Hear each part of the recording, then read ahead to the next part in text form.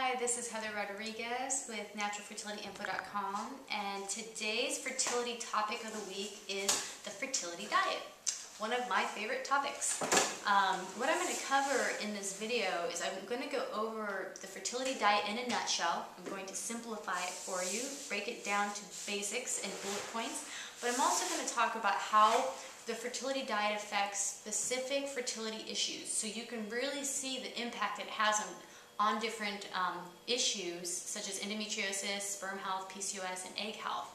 And the studies and things that are behind how diet is actually one of the main reasons these issues are occurring.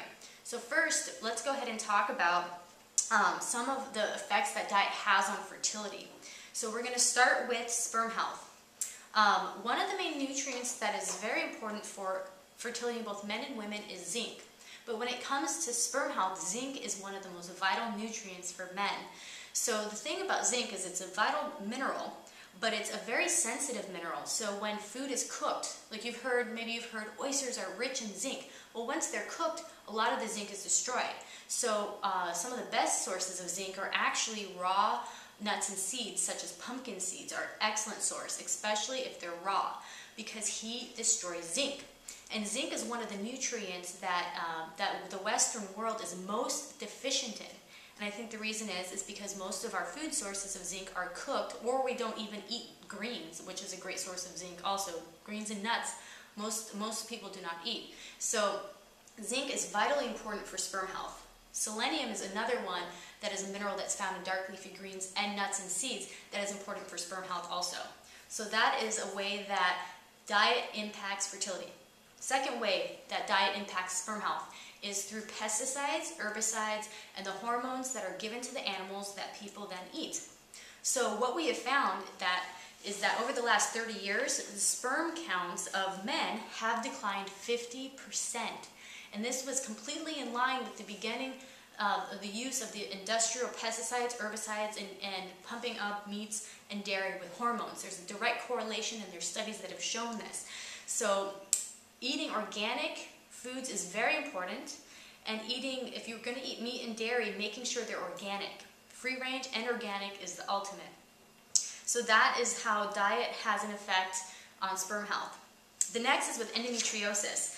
This is really interesting because there was a large study that was done that shows that there is a connection between red meat consumption and endometriosis. And so the study was like this, that the study showed that women who ate red meat 7 times a week were 100% more likely to have endometriosis. That's pretty shocking.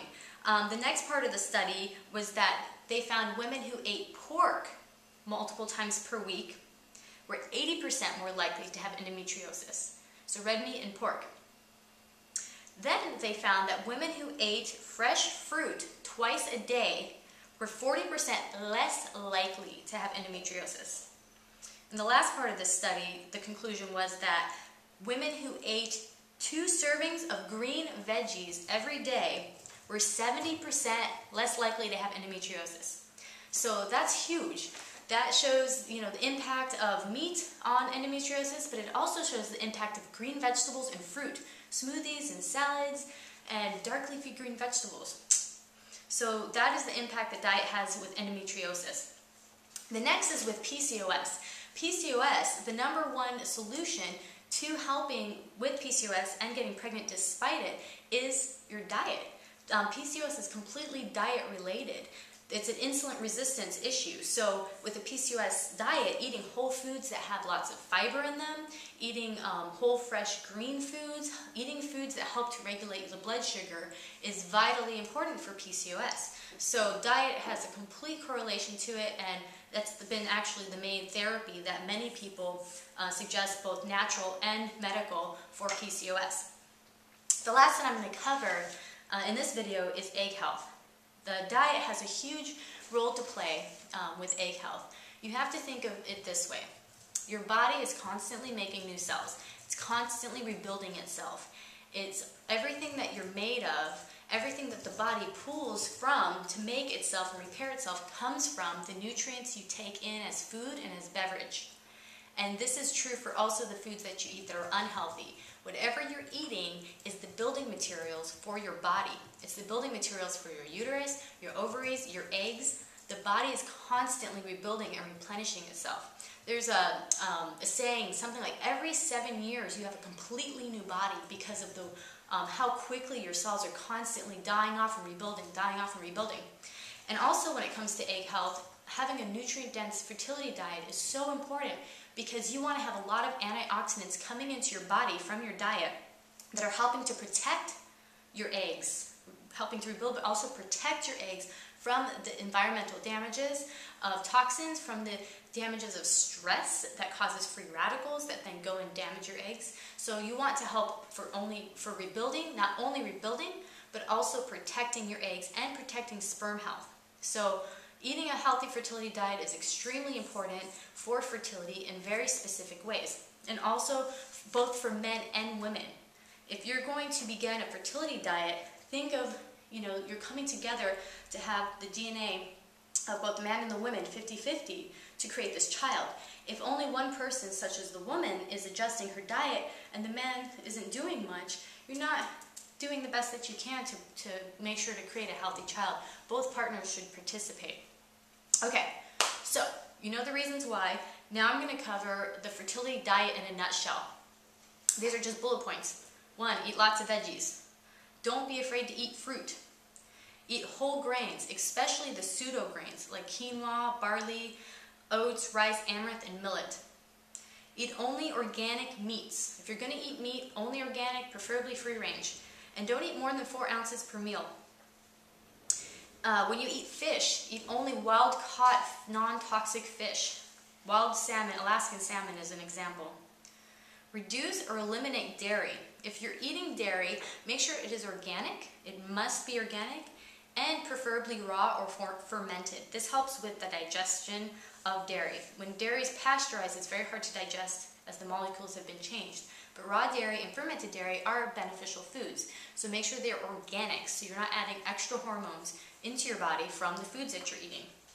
If you have congesting issues such as PCOS or endometriosis, definitely make sure to keep your dairy to a minimum or not eat it at all.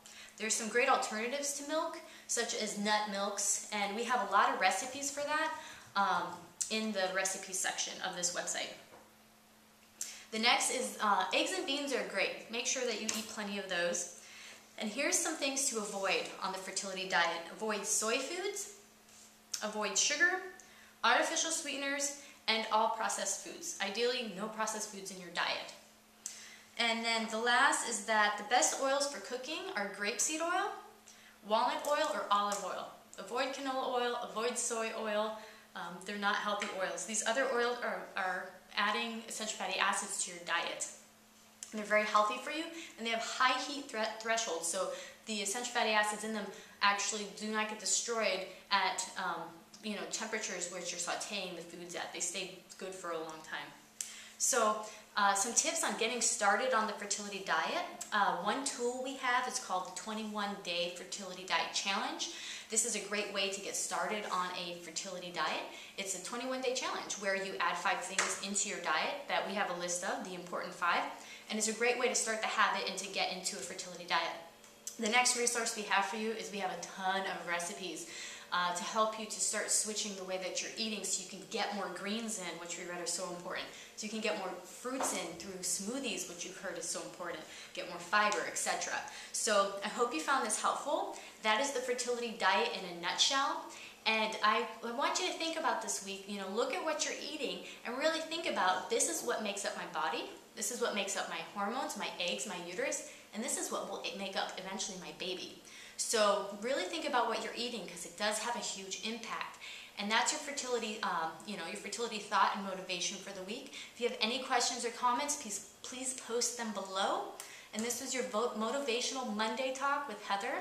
And I really hope you just make it a really great week and really take care of yourself and nourish yourself. And I will talk to you soon. Bye.